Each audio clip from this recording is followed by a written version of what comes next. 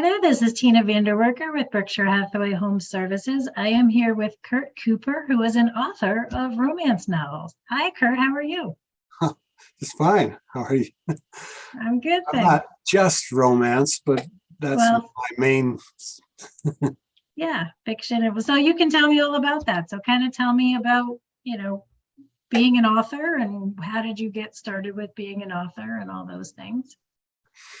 Well, I was in the middle of a naval career, and my body decided that I didn't need my gallbladder anymore. So they took it out. And while I was on medical leave, I started a novel. Okay. And then I got about 3 chapters in and went back and finished out my naval career. Okay. Yeah, I started the novel on a Commodore 64 computer with a 5-inch floppy disk. Oh, wow, that was a long time ago. I'm telling you, it was back 1990, I think. Yeah. Okay. Yeah, and I always wanted to finish the book, something passed down to my kids. I figured, I just like to write a novel. Okay. Yeah, so as I went along, I transferred it over to an IBM compatible on Word Perfect on a 3-inch floppy disk. Oh my goodness, we're going way back. Yeah, and then finally I went to Word on.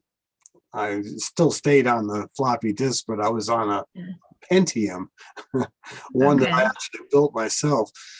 Wow. I ended my career in the Navy and started another career here in Capital District. And in 2009, which was like 9 years into my second career, I decided, well, I'm going to finish this book. Yeah. All right. So I started writing it at lunchtime, and then I'd come home and I'd type it up. And it took me 2 years to write, and it's still my longest book by far. Okay. 144,000 words. Wow. Nice thing about waiting, though, was that the internet, came into its own in the 2000s, and I was able to do research for what the book was about. Okay. And I was able to add a lot to it. Plus, the storyline kind of changed while I was in those 20 years getting the thing going. Yeah. So what's the book about?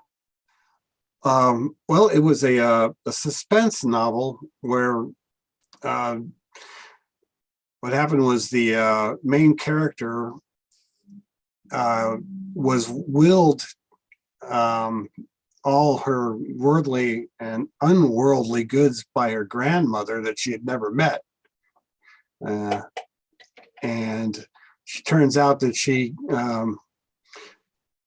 all her wishes come true with consequences. Oh, naturally. Yeah. So you started with that as a suspense novel, obviously forward and backward, it kind of took you a little bit of time stopping and starting and whatnot. And then once you finished that one, was it published right away, or did you kind of have to find another way to get it published, or how did that go? Yeah, I learned the hard way about publishing.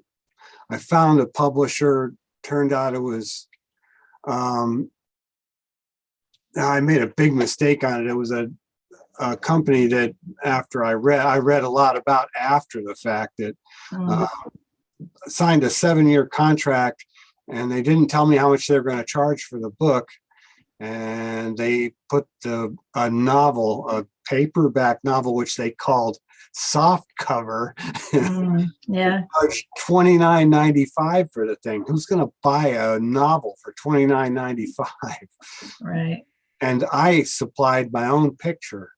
Well, after a year of no sales, surprise, I bought back the rights.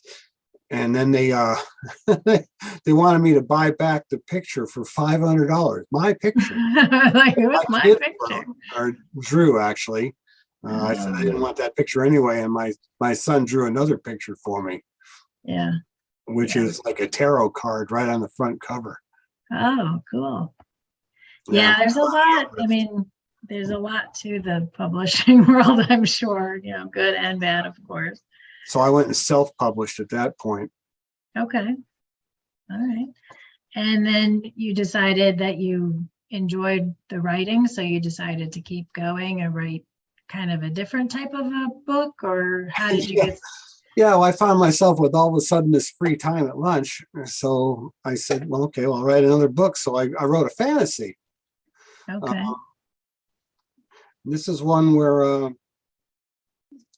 had a bunch of kids. They were playing a game. It was kind of like a medieval type game. Okay. And the preface, what do you call it? Anyway, it was built on a story where the kids will be in this a village that had nobody in there because they're all taken hostage and taken up to the top of a mountain. And suddenly the kids find themselves in the game. Oh, kind of like Jumanji. Real life is to go up the mountain and defeat the monarch. That's why I call it the monarch of Pyramid Mountain. Nice. All right. Well, that sounds fun. So what made you, because you were, you said you were in the military, what made you move back to the Capital Region and live in Scotia?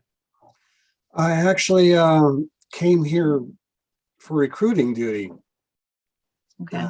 Spent a year here doing that.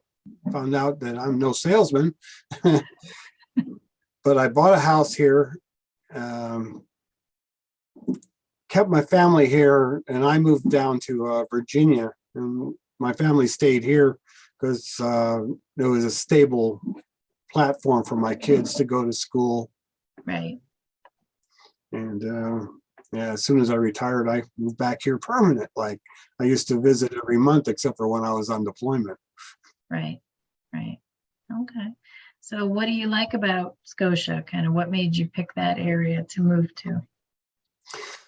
Well, when I first got here, I wanted to get a house because I was like early 30s at the time.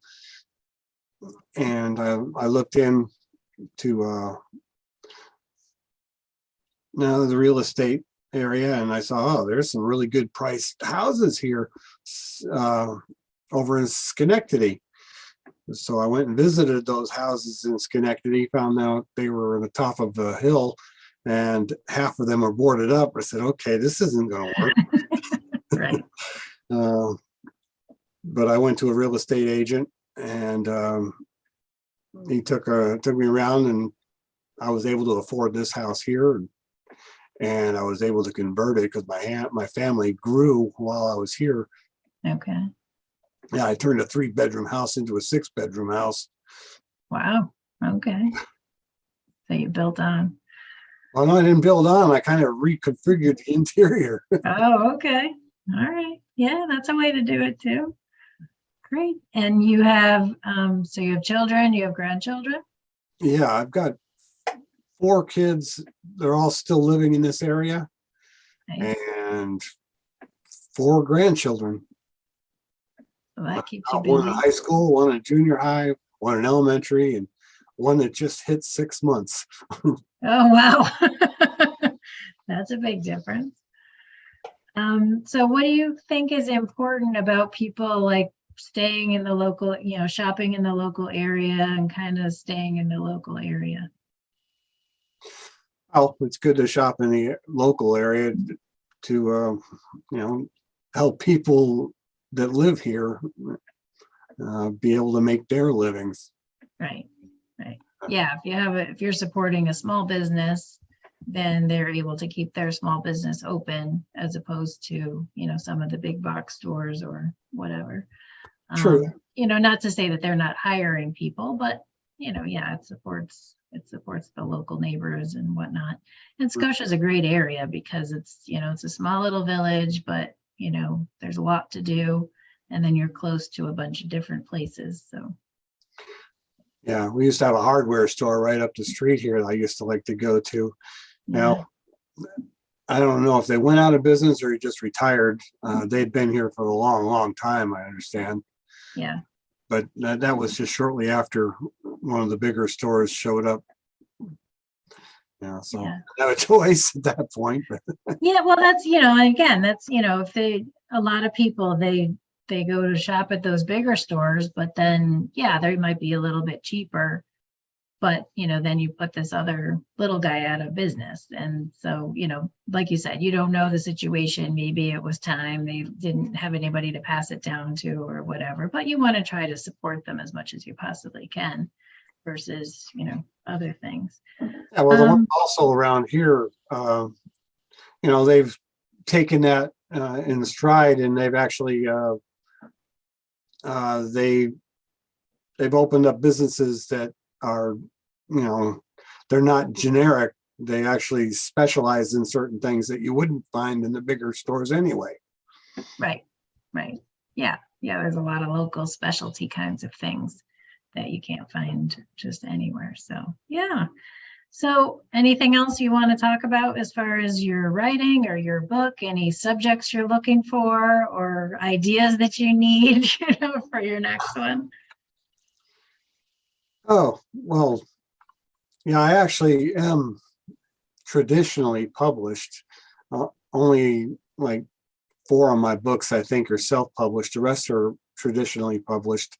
That's when I started the the romance. I had no intentions of writing romance. It's in my 3rd book, and I got about halfway through, and I wasn't writer's block, but it was like really tedious to write the thing. And then I came up with an idea for a kind of an offbeat love story. And then ideas just came for that story that just came back and forth in my head. And I finally put the other book to the side, and